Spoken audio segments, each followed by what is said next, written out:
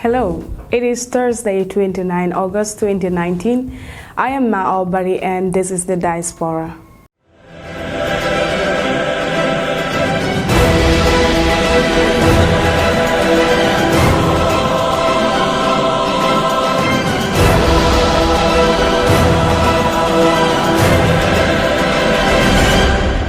As you're all aware that the Diaspora is a show designed to talk about events, politics, lifestyle and entertainment, and every aspect of human endeavor, both national and international.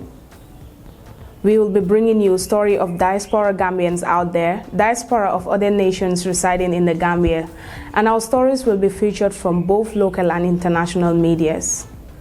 This is going to be a special program designed to bring you information and entertainment, so always watch out with me on Afrinity TV.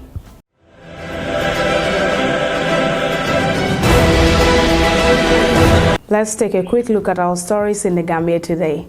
The YPNI commemorates the Victims of Violence Act.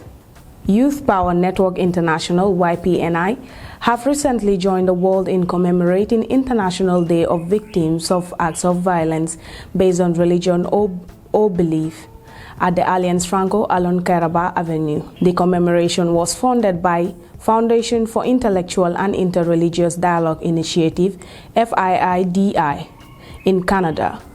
August 22nd was designated as the day to commemorate the event in a May 28 meeting of the United Nations General Assembly. The National Day aims to honor the victims and survivors of heinous acts who often remain forgotten. The EU ambassador decries the slow pace of reform in the Gambia. Taylor Legers, the European Union ambassador to the Gambia, has Tuesday expressed frustration about the slow phase of reform taking place in the country's security apparatus. He said there is no visible reform in the last 3 years in the security sector. What I see now is the unwillingness to prioritize areas within the security sector for fast-track reform. Legers deployed during a one-day forum for dialogue on directing security sector reform in the Gambia. The EU ambassador's remarks come on the heels of a meeting he had Monday with President Adama Barrow at State House in Banjul. Shortly after meeting with the Gambian leader, the envoy of the European bloc told the press corps that he has no doubt that the Gambia remains committed to democracy and the transition process. Catalonia and the Gambia Foundation is launched.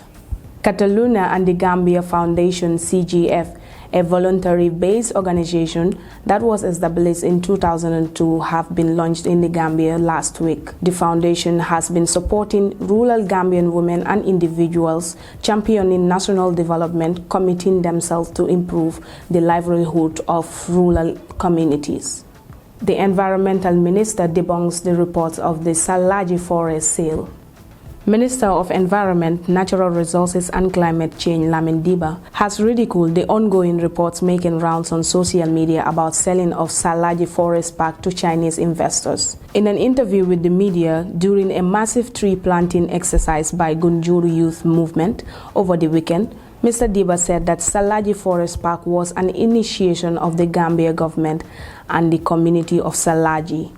He added that the forest is reserved as one of the country's forest covers, clarifying that the government of the Gambia has never at any given time sold a portion of Salaji Forest Park to anyone or any entity. The reason here is that the Chinese construction company at the OIC Conference Hall in Bijilo decides to transfer some of their construction equipment at this said forest park in order to have available space for additional construction of the Islamic Conference Hall Center at Bijilo. So it is not to say that the government has sold a portion of this forest to the Chinese investors. Let's take a quick look at stories from outside the Gambia. U.S. baseball player's family murdered by brother-in-law. U.S. baseball player Blake Bevin's wife, one-year-old son and mother-in-law have reportedly been found dead at their home in rural Virginia. Mr. Bevin's brother-in-law, Matthew Barnett, aged 19, was later arrested after being spotted running near the scene without any clothes. He has been charged with 3 counts of first-degree murder. A storm is set to hit Virginia Island and Puerto Rico. Tropical storm Dorian is set to slam the Virginia Island and Puerto Rico's eastern half Wednesday afternoon with heavy rains and potential flooding and landslide. The U.S. territory of Puerto Rico has declared a state of emergency as it braces for a tropical storm churning through the Caribbean. The National Hurricane Center has issued hurricane watch and tropical storm warnings for Puerto Rico and the Dominican Republic.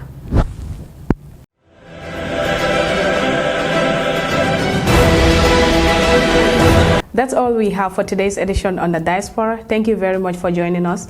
Please, if you're watching for the first time, don't forget to subscribe to our YouTube channel at Affinity TV and click the notification bell for our subsequent updates. Or follow us on our Facebook page on Affinity Production and like the page.